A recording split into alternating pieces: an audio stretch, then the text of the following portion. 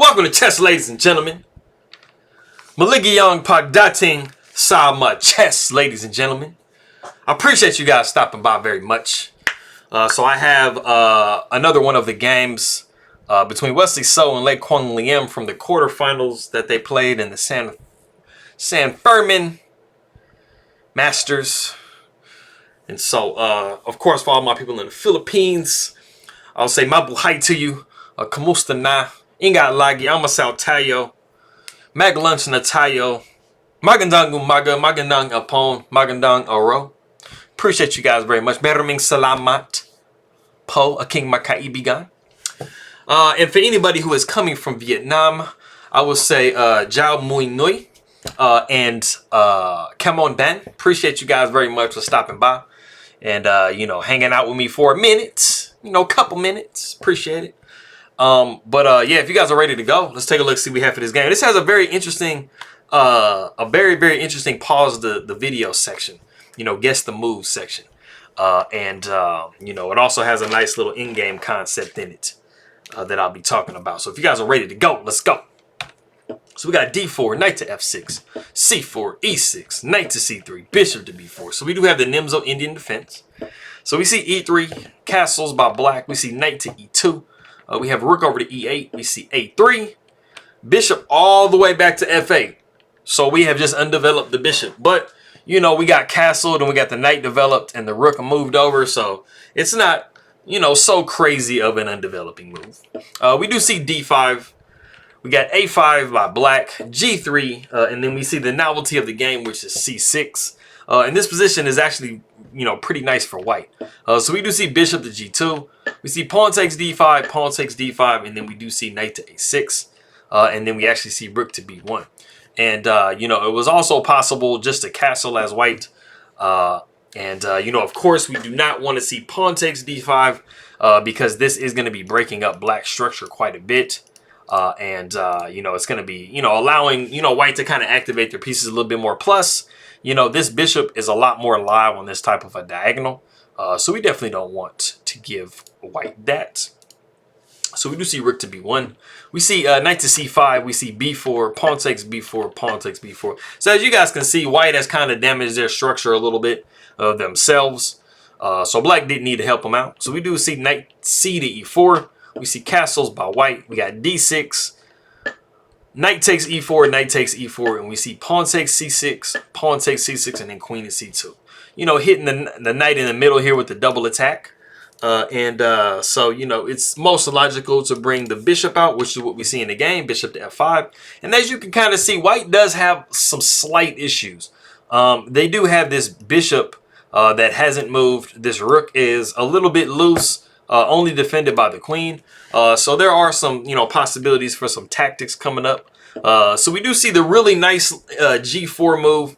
And, you know, of course, you know, we're not going to take here because we're going to be looking at, you know, this fork here.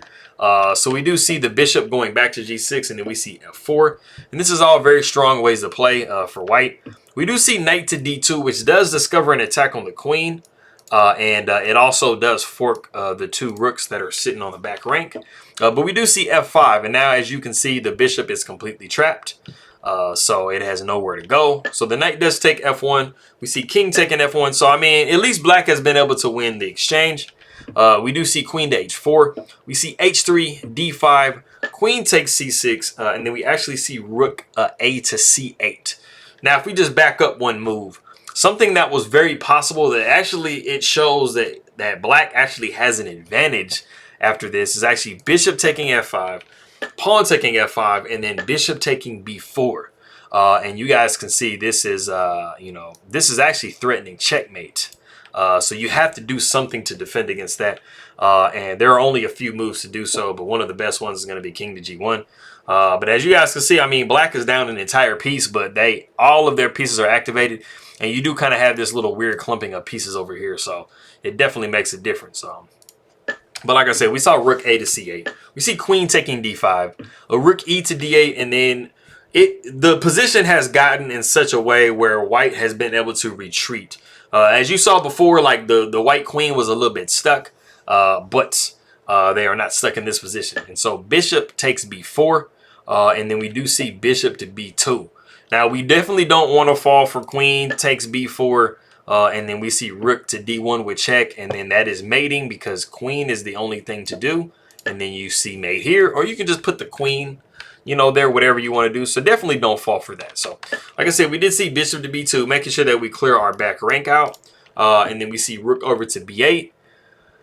We see pawn takes g6, pawn takes g6, and the computer is giving this position as triple zeros. It says 0.00. So it's like, yeah, man, this is like completely even. And white actually makes the move bishop to d4. And, you know, seems pretty logical. You know, you're just trying to get that, you're trying to connect your queen and your rook, trying to get the bishop to a more active square and stuff like that. So, like I said, this is an exciting game. If you guys want to go ahead and pause the video and find the move, there's actually a complete win in the position for black. If you want to go ahead and pause the video and see if you can find this completely like killer move, go ahead and do so. All right, cool. So you can actually threaten checkmate in one, and it discovers an attack on the queen. So if you found, I'm not really sure how hard this move would have been to find, but the move is actually bishop to e1. And so you're threatening checkmate here on f2, and you are discovering an attack on the queen. So the computer actually gives queen takes f7 as the best move in the position. So like I said, when you have to start throwing your pieces away for nothing, like you're in a bad spot. Like you're not in a good spot. But yes, this was like an insanely crazy blunder by Wesley So to move this bishop here. In this position after pawn takes, it was best to actually go queen to c2 just to get your queen off of that discover line.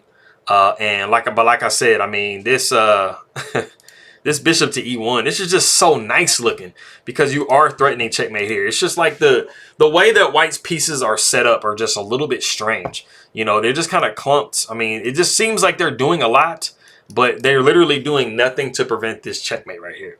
So that would have been something that would have been really nice for like Quang Liêm to find. But after bishop to d4, we actually do see the retreating move bishop to d6. So this just gives like Wesley So like a chance. Like he's like, man, okay, so he can breathe a sigh of relief. I'm not sure if either one of them actually saw that until after the game, but this is going to be at least forcing the trade of the rooks. And you do want to get the rook off the board as black because, you know, the rook is going to be a very strong piece. And right now, you know, white is down a rook. So queen goes to a2. We see rook taking b1, queen taking b1. We see rook over to b8, grabbing another tempo on the queen. We see queen to a1, you know, with a very clear intent to try to grab this pawn here. We see bishop to h2, bishop takes g7, and then queen goes back to e7. So as you can see, black is now in the defensive mode. You know, they are kind of attacking a little bit with this pawn here, but we do see bishop coming back to d4.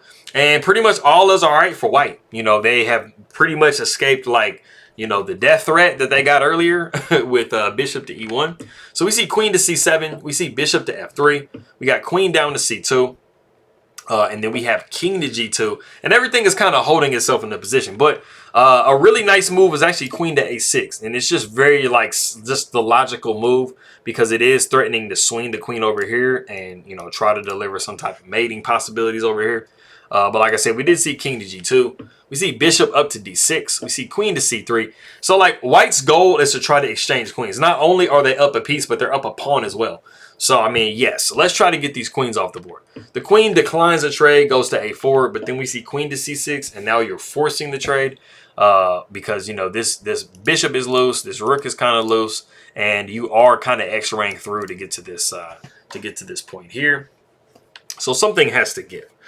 So we do see queen taking c6, bishop taking c6. We see rook over to c8, bishop down to d5, bishop to c5, which, like I said, is only going to be benefiting white. Once you're trading down, you're just simplifying the position for white.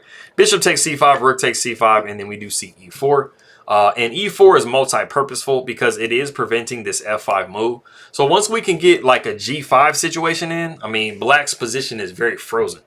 So we do see king to g7, we got h4, rook to a5, and then we see g5. And as you guys can see, I mean, black's position is very frozen. there is not a lot that black has the ability to do. So king comes back to f8. We see knight to f4. We see king down to e7. We got king to g3. Rook to a3 with check. King to g4. We see rook to e3. We see h5.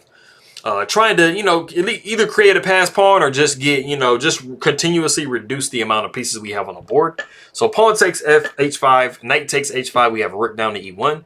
We have knight to g3, rook to g1, king to f4. We see king back to f8, knight to f5. So we're just working as white to try to maximize our pieces and just, get all of our pieces as active and forward as possible. So we see rook over to a1. We see knight to d6. Threatening this f7 pawn. So we got rook f1 check, king comes to e5, and then we push f6. There was really nothing else you can do because if we go into an endgame where you trade these knights down for this rook, you literally just have a position where you have two split pawns against black, and with the help of a king, that's just completely lost. So we've got pawn takes f6, and then we have the very sneaky rook takes f6, and it might just kind of look like, why are you doing that? Well, this is why.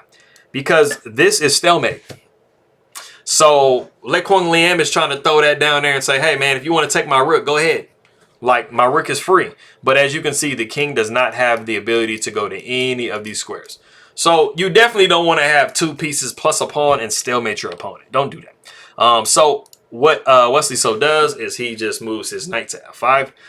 And so he's just continuously putting black in zugzwang.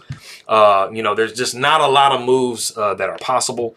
We got rook to a6. We see bishop to e6. Rook to a5 with check. We see king to f6. We got rook to a7. We see e5. We see rook over to f7. And this is another situation where, we're threatening a draw. Because after bishop takes on f7, as you guys can see, we have the same problem that we had before. You cannot move the king. So do not fall for, whenever a move looks really suspicious, like it looks like you're just throwing material away when you get into an endgame, like really look and see if it's stalemate, because it might just be. So we see king down to g5. We see rook to h7. Bishop to d5. We see rook to d7. Knight comes down to e3. We see rook to a7. We got e6. Rook to g7 with check. We see rook to f6. And then rook to f7 with check. Same thing. Stalemate. The king comes down to e5. We see rook over to a7. Knight comes to f5. And it is in this position that Quang Liêm does resign the game. And there are like so many different possibilities in this position, but I'll just give you like a sample variation. And it pretty much gets you down into a one type of endgame. So you got king over to e8. You got king to f6. You see rook down to a6. You see knight down to d4. You see king to d8. You have bishop to c6, rook to a7, bishop to b5, king over to h7. You see bishop down to d3, attacking the rook. Rook to h6 with check. We see king up to f7, king down to c7. As you can just see, like black just continues to get like in worse and worse positions. You see rook up to h8, and then the rook is gonna have to sacrifice itself for this pawn. You see e8 equals queen. Rook takes, and as you guys can see, after the king takes, we are going to have a one endgame because, as you guys know, a bishop and a knight can checkmate against a lone king, and you're going to be doing it in this corner. And there was, of course, everybody knows how to checkmate with a knight and a bishop, right? No, very few people do. It's not something that you normally, sit there and learn, because it happens like one in like what? 30,000 games or something like that. It's like the rarest checkmate that'll ever come about. So that is that game. So that is a very interesting situation. And I really like that bishop to e1. That would have been really something crazy if Quang Liêm would have been able to find that. So that was crazy. But to get to these good mornings for all my people in the Philippines, I got Mayong Buntag. Mayad na agahan, nainbag na bigat, masantos ya kaboson, marhay na aga, buenos dias, maanyong aga, mapia na uma, kapian kapano dios, mayap a abak, mayad na aga, mapia agay, mapia kapa pizza, my big abukla, marajan na buntag, maria my nat, maupe na aga. Am I missing one? Yeah, Kasanyang Gansi Alubi. Salam, assalamu alaikum, merci. And for all my people in Vietnam, come on, ban. I appreciate you guys very much, and I will see you next time.